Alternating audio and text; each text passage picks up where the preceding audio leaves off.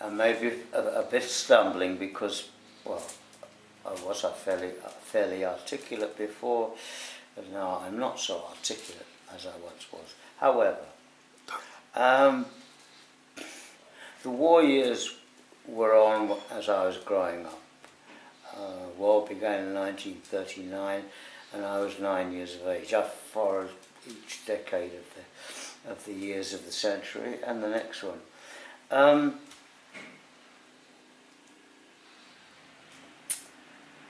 So where was it you grew up? Okay, I grew up in Sussex, which is the southernmost part of England, and born in London. My family lived there and died there. I was a very large family, 9. That's a hell of a lot of kids. Where were you in the mix? I was the very last. It could be argued that my mother was searching for me and found me. And I had 6 brothers, 7 brothers, and 2 sisters. And I knew most of them, but not all of them. My father died when I was just born. He was I'd been 18 months old when he died, so I never knowingly met him. So he died in the war? No, the war was not. Oh, sorry, yeah. That's all right, lad. I'll do the maths.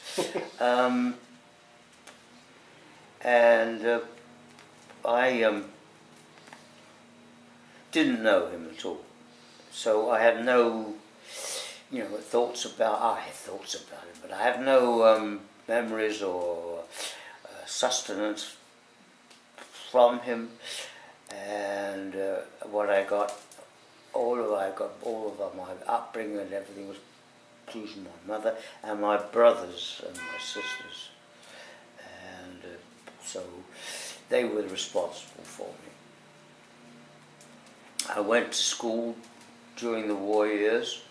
I was in high school or grammar school, as they are called in England, and I'm very lucky because grammar schools are really very, very damn good in Britain, and I was lucky to be in one. And when I was 16, I actually graduated. Not most everybody else, that's true. A lot of other kids went out to work or whatever, and I graduated because I had the matriculation, special graduation. And then my 2 brothers were in the war. My 3rd brother who was alive was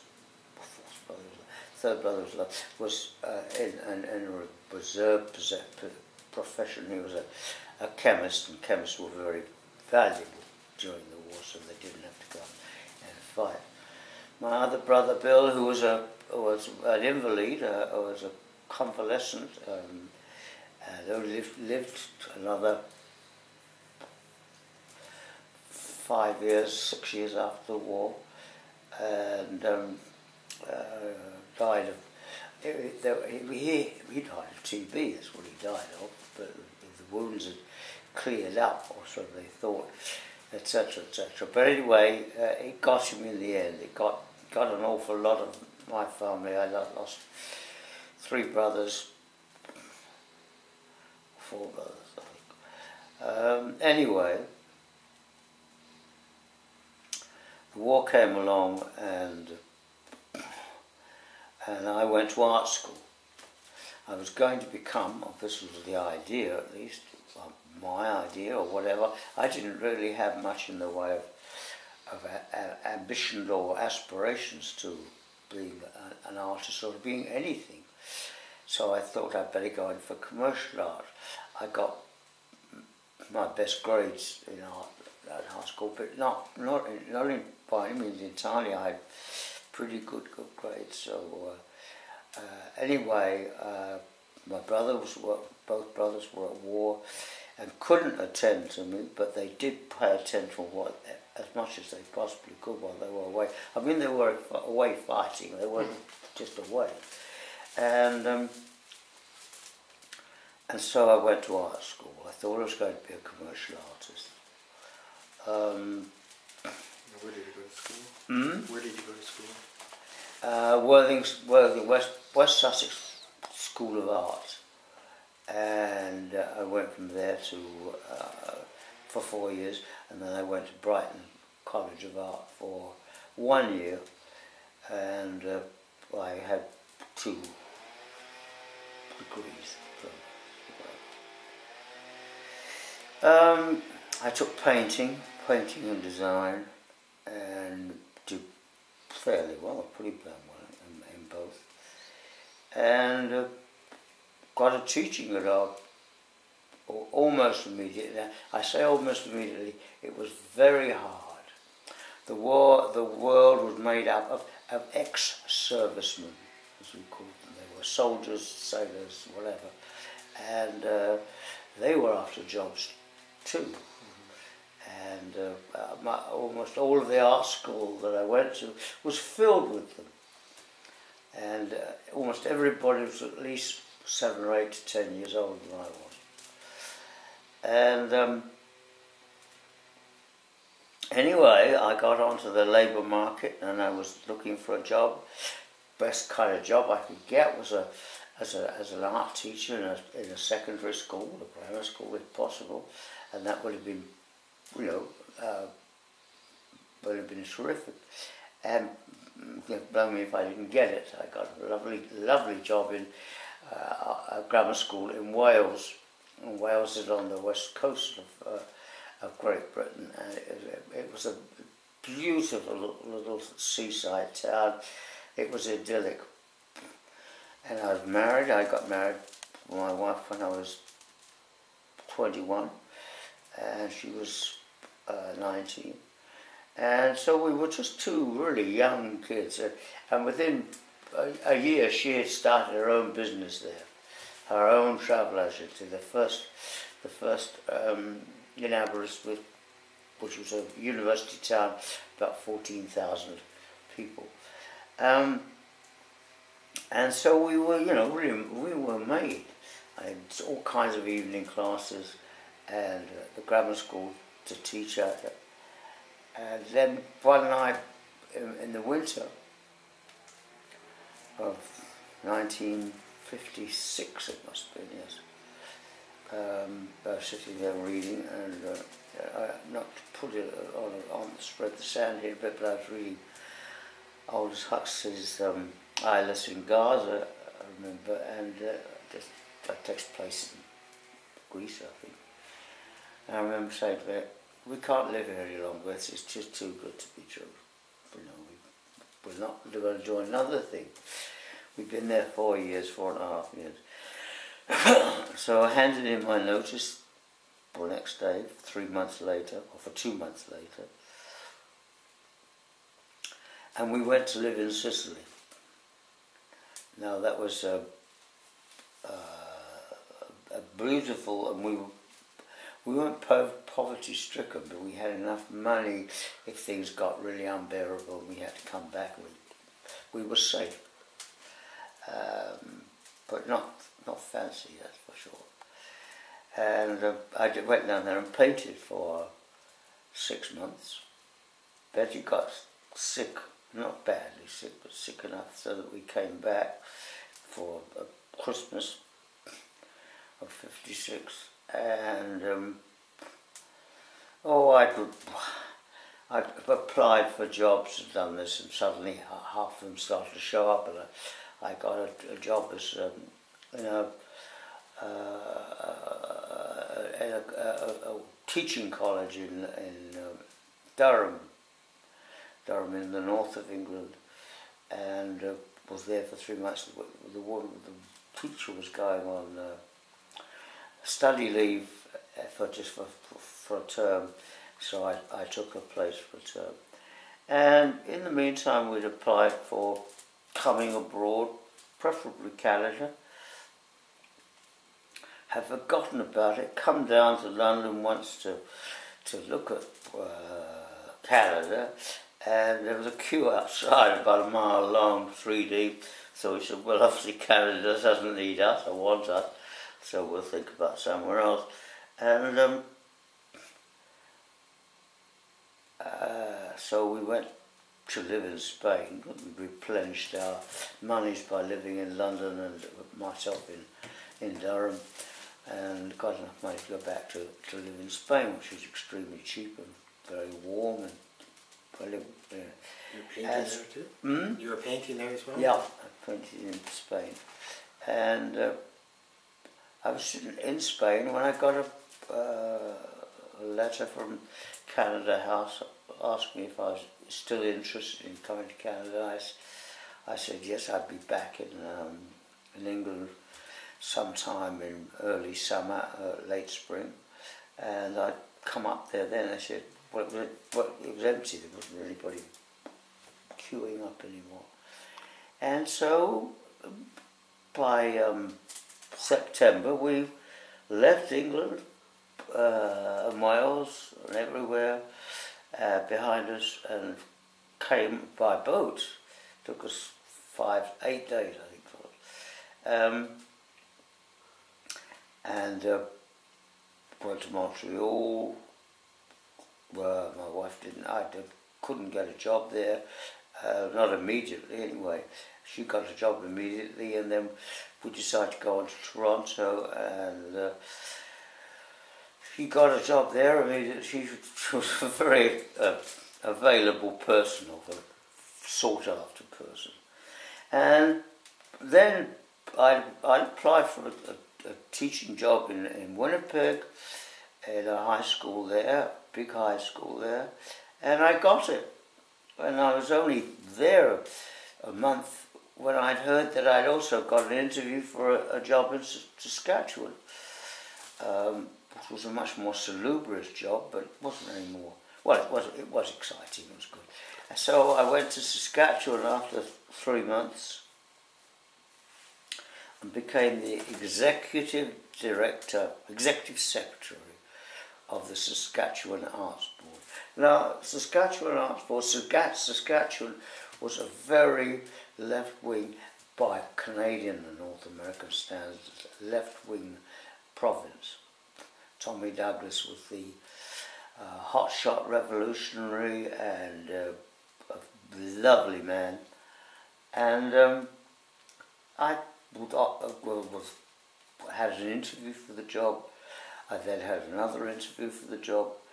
Well, Saskatchewan was very forward-thinking. They actually had a board of volunteer members from throughout the public, rather distinguished people, usually in the arts, arts. And I was secretary to see that their wishes were done. And I did. I was for close to 4 years, and I got to know the members of the Genre 5, Craig Godwin. I'm sorry, I fall down when it comes to lots of names. I think they'll come to be really well enough. My job was a travelling one a great deal, so I met I met every artist in the province, and got then with a real desire to go back to painting, to take up where I left off. And so you hadn't been, when you were teaching in the schools, you weren't really painting? No, I've been teaching in Winnipeg for just 3.5 months, 4 months, and then I got the job in Saskatchewan. So I had a break from my painting year in Spain and Sicily, and I felt kind of inadequate, but I felt that I wanted to go back to being a painter. And what was I supposed to do? I wasn't going to do it in poverty, because So what we decided to do was to come out to the West Coast. We came out here on a holiday. I went up and met the people up at ExhibitVic. It wasn't University of Victoria then. It was to become quite soon afterwards. And I'd met some people while I was on the arts board. I did a lot of travelling while I was on the arts board, a lot of public speaking. And I met a guy called Grant McLean, who was head of the National Film Board. And one of my pet subjects, topics, knowledges was films. And I was asked to go to a festival in Estevan, and I went, and Grant and I were the two jurors at the thing, and I had to give a speech at the end of it. Anyway, it went very well. And he then asked me whether I'd like a job with the National Film Board, being training to be a film director. And I thought, oh God, this is just too good to be true, but here I am, I'm not jobless, but I'm certainly aimless. And well, what am I going to do? And then, of course, at the same bloody time, I got offered a job here in Victoria. So I turned it over in my mind, my wife and I, and we decided that I really did want to be a painter, and that I didn't really want to be an adventurous filmmaker, because we were trying desperately to have children and we weren't having any luck, and so we thought we'd settle down in Victoria, which you couldn't settle down in a more glorious place if you tried. And so we did. I turned down the National Film Board. I can't say that I haven't regretted it, because I have in some ways, but either way we did. And came here and got a job at the Vic College, which very soon became University of Victoria. And I was very lucky, because getting a job at a university was not an easy thing to do. It was a bloody lucky thing to do. And to do it in the field that, you know, was a very tightly small knit subject area was just unbelievably lucky. And anyway, I did. I put a lot of exhibiting, got into a lot of exhibitions, got into a lot of juried shows, and got into being invited to shows without having to be juried. And anyway, it was very successful,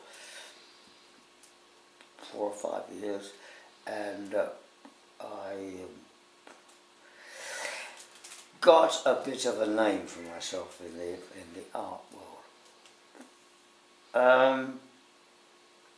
The art department grew. John de Bryner joined us very soon. After my first year there, John de Bryner joined us.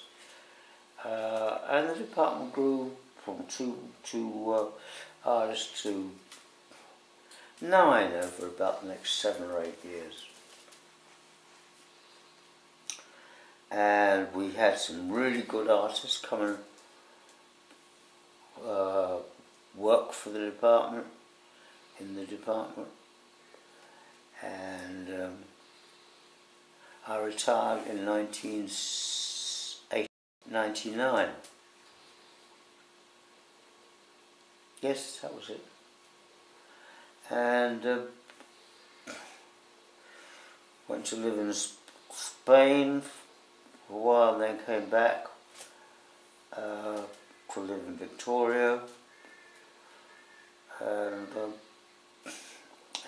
that was 2001, and I've lived here, my wife and I have lived here ever since. We have 2 children who are well in their late 40s or 50s, early 50s, and established a reasonable reputation. That's a reasonable reputation in the art world, and now I have to admit that I cannot do anything.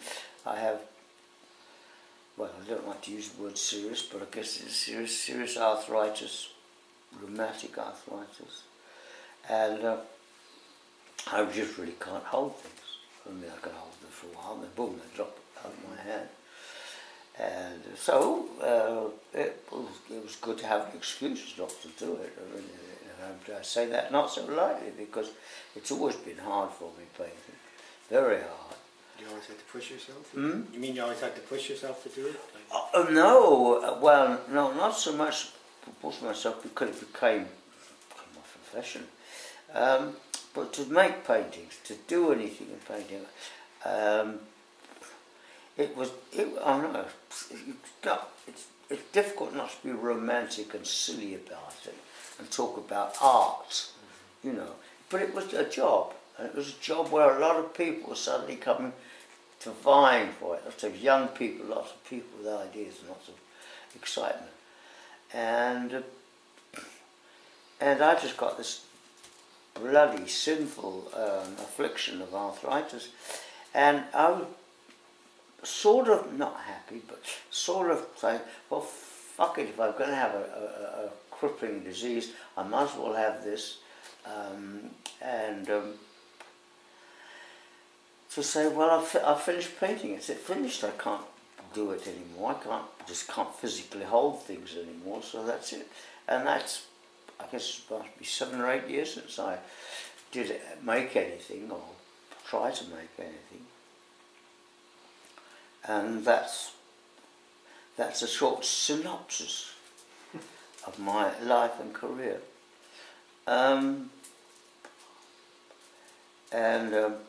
Now I'm just waiting to die. None of this is meant to be sort of a, a sad story, because who can grumble? Look, look where we're living. Look, I sell work. I don't go out and try and sell it, but galleries do, and so on. And so it's a good life. It's been a good life. It's been a very damn good life, because Betty and I, my wife and I, have had a very happy life together. We've done some wonderful things, wonderful trips, and it's been pretty damn good. So I have no real regrets over anything. So do you want to talk a little bit about your art at those various periods? Okay. So when you were in England, what were you, when you started painting? Well, what were you influenced by? When I was at art school, as I say, almost everybody was so much older. They were ex-servicemen. And there was another guy there who was the same age as myself, who was a lot more, or a lot less, equipped to deal with the adult world. And so we met, and don't say I took him under my wing, I didn't, but we met and we became very good friends, and he was very talented, it came to be. He had an eye problem, and it stayed in one place and the other eye was active, and I could see, and this eye was a bummer. And I didn't realise it was going to happen, but he went and had an operation to have this eye mobile.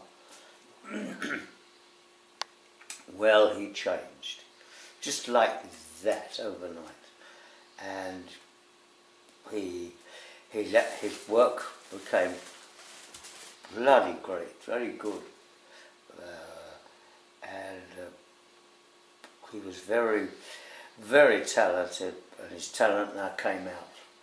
And so he went to the Royal College in London, I went to Wales to teach at the grammar school, and then 4 years later.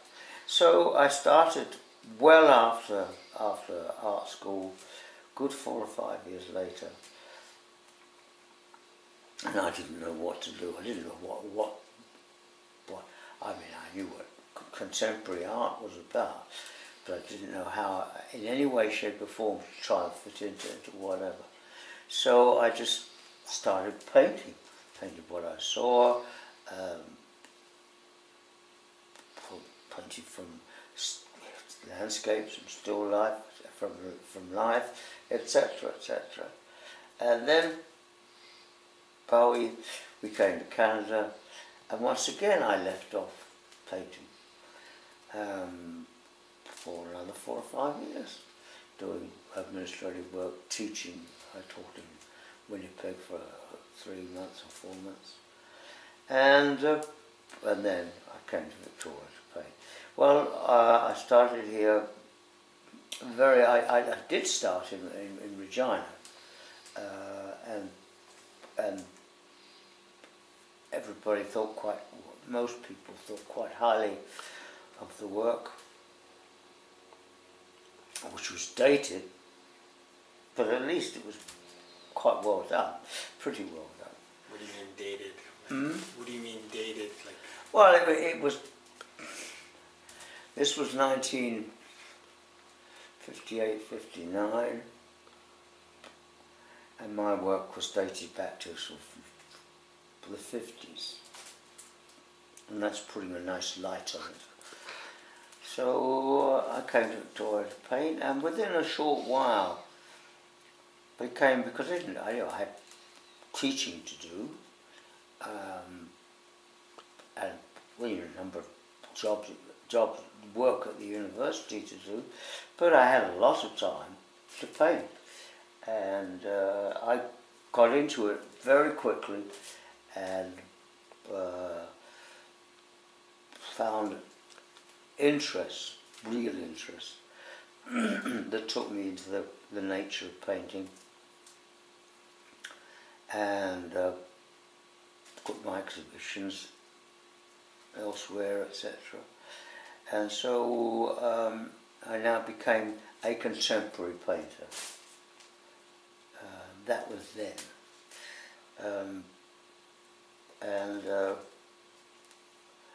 I was painting non-objective abstract work. Well, some occasional watercolours, which were landscape, but they weren't. Well, they were abstract, but they weren't. They were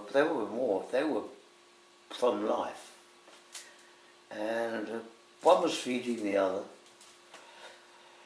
and that's really where I was for the next 30 years, and then I quit working for FS State teaching, and continued on working and painting, living elsewhere in the world, mostly in Europe, and then boom, my hands went. But up until 4 years ago, 4 years ago, I was living not off my painting financially, because my university pension was quite generous, etc., etc. And my wife was still working. She was president of a major travel agency in Oak Bay, and so she was, we were still living quite high off the hog. We had this house, if we had it since 1961, 62, yes. So, we've lived here for 50 years, and the house is 100 years old. So, I mean, for us to live here, and several other couples have lived here, that's being stable.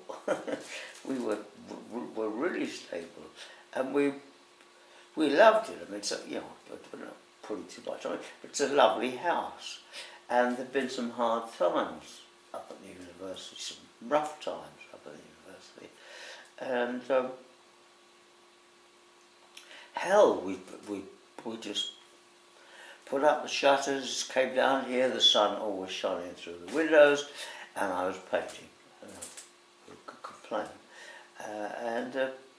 I mean, to have lived in a house like this that long, which is not a fabulous house, but it's a very damn nice house, and it's a lovely garden, etc., etc. And we've just about managed to keep it up. Have the kids, send them to university, get them into their own lives, and still kept up our own. And within reason, up until 5 or 6 years ago, we were travelling all over Europe. My brother-in-law, my wife's brother, has a farmhouse in Brittany, in France, and we go and stay there up until 4 years ago, and now neither of us want to get on a plane or get anywhere difficult where I'm hammering and nailing and painting and doing whatever. So, but it's been a very, very easy life. And your painting, did it, like you said, you were doing abstract or non-objective, and then did it change? Yeah,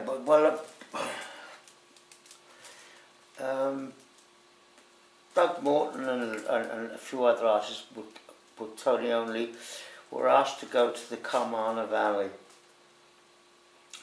There were great environmental fears for it, and that it wasn't going to be kept safe any longer, and that they wanted a number of artists in BC, senior artists, to go and have a look at it and do something, and then show their work afterwards and pronounce it or expose it or whatever. In other words, make the place well known, other than for what it was a beautiful, glorious forest, but they were cutting it to ribbons. So we did. A broken ankle going down there,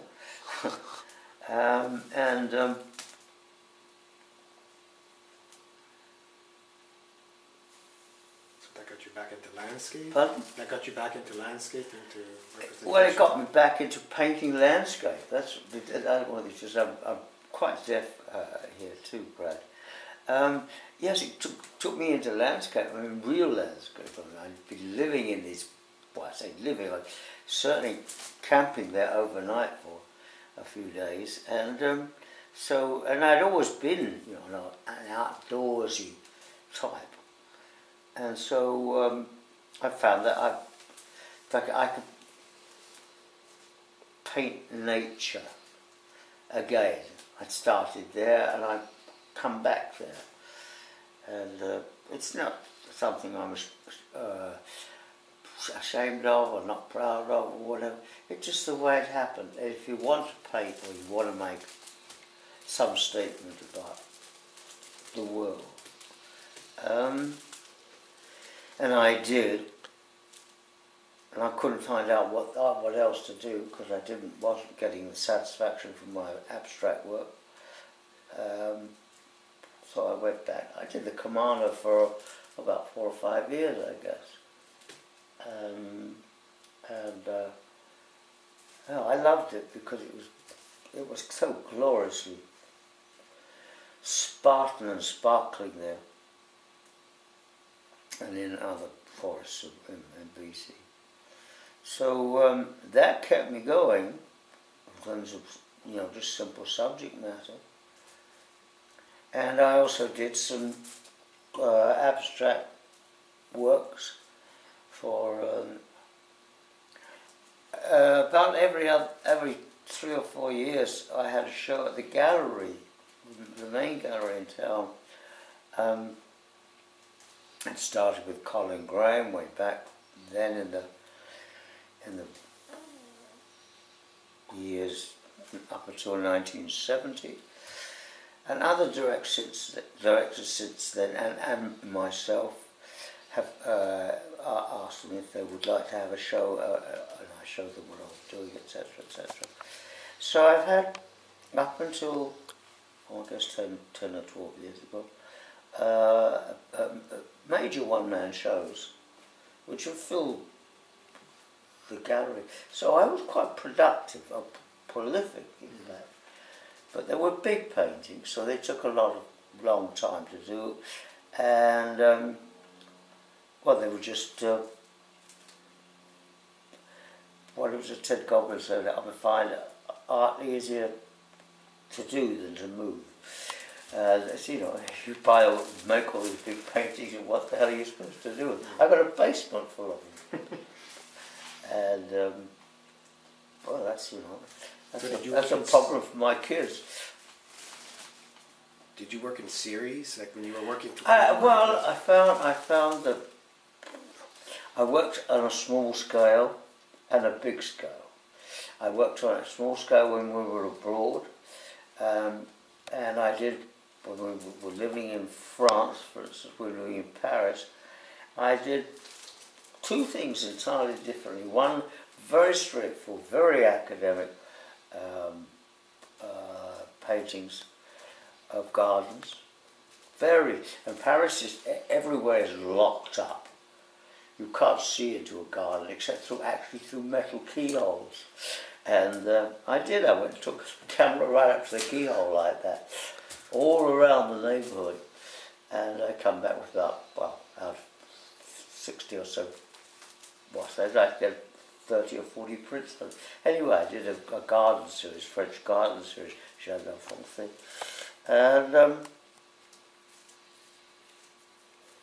And then I was doing the big diamonds. That's what started those off. And I really enjoyed those. Was there any connection between, like, did you see anything bleed well, over into it? No, there isn't any connection between them. It's just that one was completely the opposite to the other. Ricky Cicciamaro, when he was working, used to do very sad paintings, and at the same time he did plant exercises, plant paintings, and they were beautifully straightforward academic, but they were gloriously simple. They were lovely things. I saw those little fish. Yes, he did. Fly fish things. He did watercolors. He did. Yeah, he did fish too, because he was a great fisherman. And you found that a lot of people in their older age, when I say old, I mean Ricky was only 50, but when they're in their old age, they wanted something which was less, I wouldn't say onerous, but something was more obviously forgiving, that it was self-explanatory. What it was and what it was about and why you did it was so obvious that you didn't have to explain it all the bloody time. And you were always explaining your art. Otherwise, it was. I mean, I had a garden show here 10 or 20 years ago, more than that, and I mean, everybody loved it. I thought very highly of it. But I used to do the big diamond paintings at the same time, and they were, well, what I consider to be serious. My opinions on all of these things have changed greatly, and about almost, well, everything has changed.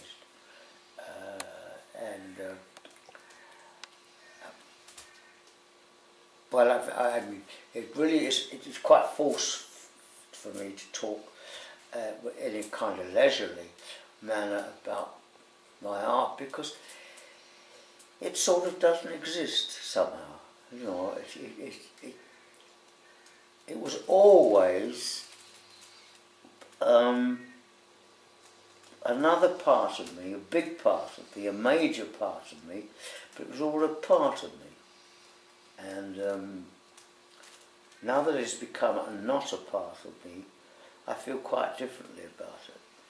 I feel, I don't know how I feel, except that I just don't want to talk about it really anymore. It's been done, it's over, and I don't care if I die without anybody saying another word about it, that's fine. So you feel detached from... Pardon? You feel detached from the work? I feel detached from the activity that I am, quote, an artist. What about your actual relationship to each of, like you go into the basement and you look at one of your pieces? Well, yes, I do and I don't. It's an embarrassing situation.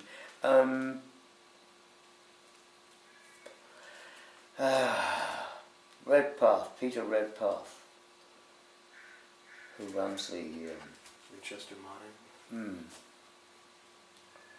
Is really a very fun guy and a very, very nice guy. And I tried to help him when he first started. And he was really keen, and he used to come around here a great deal. And he, I mean, I think he's had some very bloody good shows there. But he, wants me to have shows there, and I just don't want to have them anymore. I mean, it just doesn't mean as much for me as it did when I was doing it. And if you're not doing it full time and embedded in it, and stupidly in love with it, stupidly grateful for it, thinking you're doing something worthwhile, and if you're not in that kind of, that mode, just that being, I'm an artist, I don't feel like a fucking artist anymore, and I don't want to feel like a fucking artist anymore. I just want to go to sleep, but you're not allowed to, or you are, generally speaking, because art is a bitchy world too, quite nasty. And so I'm glad to be out of it. And the teaching world was really, it was really bitchy up there, up at the university, in the last years. So what was a conflict between ideas of what? Well, it was, mostly power. It wasn't even that. It wasn't I love the work they were doing. And thought very highly of it. Gladly explain it to students and talk about it. It's just that it was a power thing. It was really a question of who wanted to run the department. Well, I wanted to run it. I didn't want to run it. I just wanted to not have it run by these power-ridden, crazy guys. Because they were a gang, and they only thought. Here again, this is me talking now. They only thought what they thought, and that was what one person thought, really. And so I thought, I don't want to be more of this, because I'd seen it in other departments, I'd seen it in other cases in Canadian art. I talk about other art because I'm not there anymore. But art gets very quite nasty. And since it's involved in money, and quite a lot of money is involved in it, people get quite shitty and never think of it as being, and I know it's not, but never think of it as being enjoyable, that it can be enjoyable, and because that's exciting, because it's exciting to do it, it's exciting to see it, and that excitement is communicated, I think, I still think it. And so you still are excited when you see art? You still are interested? Oh yeah, I'm not a nocturnal person at all, so I don't go to many openings, but I go and see most shows, and I love most of what I see. And so I've not got any kind of say, no, I don't want. So I wouldn't want to do it. I couldn't do it, you know, because it's not me at all, you know. But no, I love all art. I let it go on, for God's sake. Don't turn around and say it's dead or it's over or whatever. You know, there's always someone or some people who are going to paint, and they're going to paint people marvelously enough. I mean, a catalogue over there of not Francis Bacon, of Lucian Freud. And, you know, when you go to a show, she said, "Oh, Jesus, fuck, you're so good. You're so bloody marvellously good." And, you know, it looks as though it's so easy, but it's wondrously painted. And that's got to last forever. I mean, it can't go, I mean, it's not that very different from Rubens, you know, sort of Rembrandt. So and if it can last till then, it can last forever. But a lot of people don't think so. A lot of people think, you know, drawing is art. They think that painting is art, and that well, other games are much more important. And a lot of people in this art world, in the art world,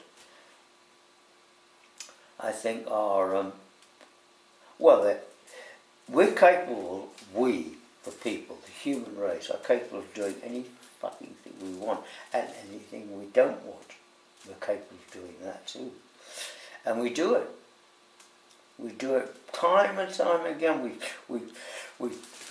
kill, we maim, we maul, and all the time we're professing to be good people, fine people. And it's easy to make, well, I don't want to call it bad art, I just don't want to call it art anymore. You know, I have no objection to it being made. I don't care how many, you know, pyramids you build or whatever. Just, you know, also paint, please. And it is being done, but it's not being done anywhere near as much. No. You know, in London, in schools in London and in England, a lot of these subjects have become old hat. Well, I know someone who just went to Emily Carr to do his master's, and he was the only painting. Who was this?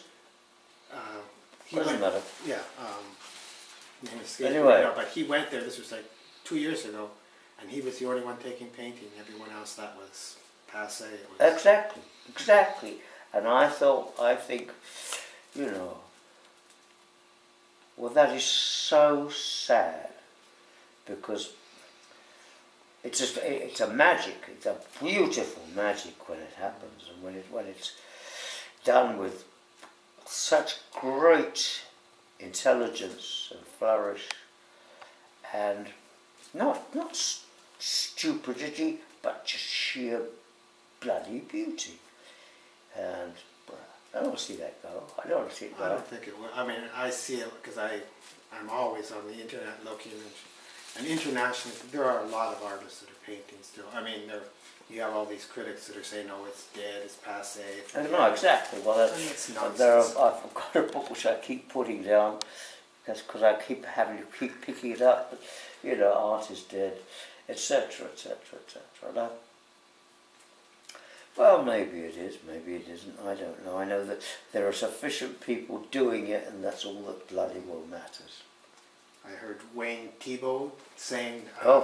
He said. Well, they say painting isn't art. I don't know what art is, but I know what painting is. And if you don't want to call it art, fine. I don't care. But I know what painting is. Well, that's the truth. I mean, you do know what painting is. It isn't so much a matter of the skills. It's just that that's painting. And that's wow. Mm-hmm. And if they don't want to put that label, if they don't want to say it's art. Yeah. Well, fine. Well, I mean, you know, even with the tremendous changes that have occurred in the world and the art world accordingly, it's amazing that it hasn't stopped a dozen times. And it's true that there's a terrifically strong movements at the moment to give up. But there are people who are doing it. I mean, they're using old names now. That's bad news. But the David Hockley's of the world are producing bloody work. They're in their 80s, and they're producing bloody beautiful work, and they're not even the really great ones, but they're damn good ones. And so it goes on, and I'm sure it will go on. And pardon? Sorry? No, sorry. So, anyway. So, what did you want to ask them? Well, yeah. Do you want to talk about a little bit about your favorite paintings or painters or growing up or your influences? Well, I mean, I'm bowled over by Lucian Freud. But I also loved, up until quite recently, fairly recently, Francis Bacon. Did he influence your work? Pardon? Did he influence your work? Yes, he did.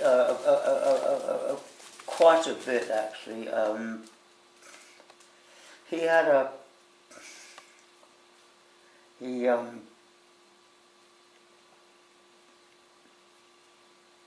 He liked rawness, and I love that word even. And certainly in compositions, at one time I was influenced by him. But it's easy to be influenced by all kinds of artists and have favourite artists and so on, but you're never copying one of them. Some people might be, but it's just that you love their work so much, and you feel similarities, although there are seemingly no similarities there. And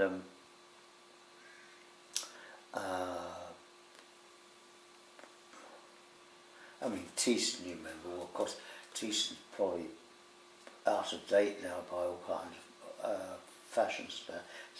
But I mean, he was a bloody fantastic painter. I mean, he could paint like nobody's business. He's a very nice guy too. And well, all of the American, you know, the cycle painters, the pop artists, all of the painters who came out of those great big movements, tracks, they were all terrific painters. I mean, they were all bloody fine draftsmen. They were all bloody fine painters, and it was hard work for them too. I mean, there are paintings by Rauschenberg, for instance, where there are 4 or 5 paintings over the same painting. I don't mean 4 or 5 different paintings, but the same painting is painted 4 or 5 times on top of the one painting, until they say, I've got it right. And, I mean, well, this is common practice. Picasso used to keep paintings around forever, and he'd never let them go, unless somebody tore them out of his hands and took them to the dealer. And I know these are sort of stories of, you know, sort of hero worshipping, but they still look bloody great. And 50 years later, they still look great. And I think 150 years from now, they'll look bloody great. And that's, well, it's I don't know, it's reassuring, but it's what we thought art was, and it's what it is. You know, we thought it was there like the sun or the sky. It was always going to be there. And comes tomorrow, it's there. And it is always going to be there. I'm sure of it. And I have to be sure of it. I don't have to be sure of it. I don't have to be sure of anything. But I want to be sure of it. Yeah, you say you don't want to be romantic about art. Well, yeah, of course I'm romantic about it. I know, but I don't want to be romantic when I'm talking about it. It's hard not to talk about it in a kind of sloppy, loving way. I mean, that's the truth. It's so unbelievably marvellous that you can't not just bow over to it and say, wow, it's marvellous, it was marvellous, and it still is damn marvellous. Commodification won't kill it. Commodification won't kill it. If it goes, then a whole load goes with it, which is really what we were about, and we can worry about that, because it is a worrisome thought that. And what about the whole problem of, like, just everything losing its, I don't want to say soul, but just everything just becoming a commodity, a part of a... Well, we always, too much was put in, faith was put in on the value of art, etc., etc. But by God, now you know why it's necessary. You know why it's been so bloody necessary to have art, because, and I mean, painting. I mean that's sort of like painting, sculpture, by the way, and not to have it is to be lesser, to be a lot lesser.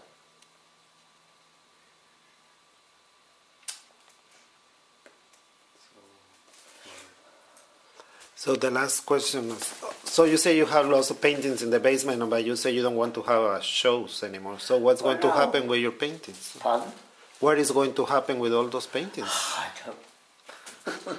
I don't like to turn my mind to think about it. I mean, the art can be fashionable too, to a large extent, to some extent. But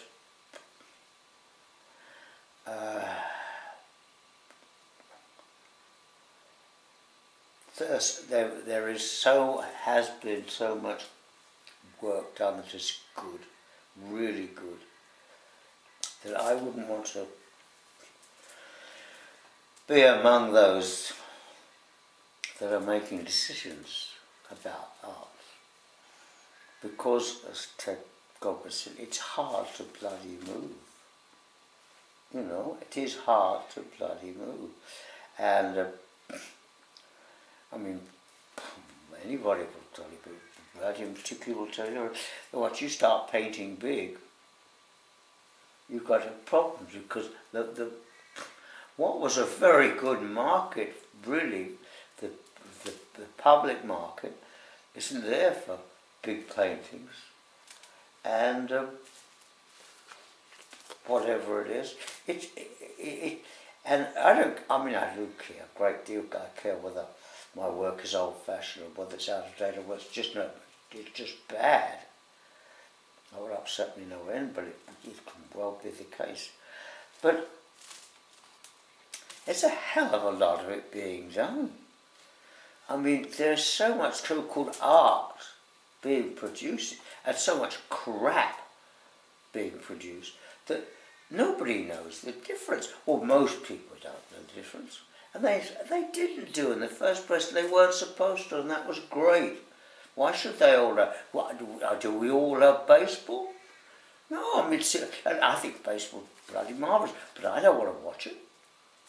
I mean, I think art is terrific, but I don't think it's...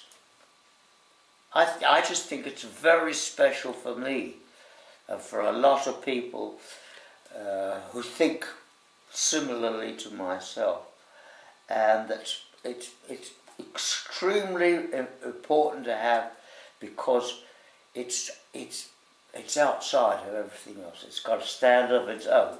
It doesn't belong in our world of measurements and good and right and good and nice. It belongs only to itself. And I want it to be like that, even though I've become part of it, and I may nowhere near succeed in being part of that. I still want it to be part of that. I want it to be super. Always super. And it can be, I'm sure. I will be.